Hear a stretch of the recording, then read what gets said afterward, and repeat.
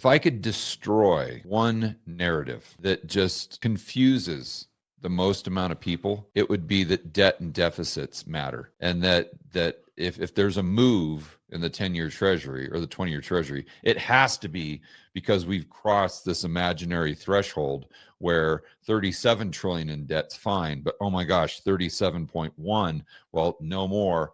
The bond vigilantes are coming in and they're going to sell because that's just too much debt. That narrative, it confuses and I think has lost more people money than any narrative that has ever existed in markets. And it's just repeated over and over and over and over and over again because it makes intuitive sense, right? It makes intuitive sense because they're like, well, there's more supply, and unless demand goes up, then interest rates are going to go up, and they just keep issuing more debt. And so at some point, there's going to be more supply than there is demand. And I get it. That makes sense, right? But that's not the way it works, because the supply, in effect, creates its own demand because you've got the banking system and the Eurodollar system.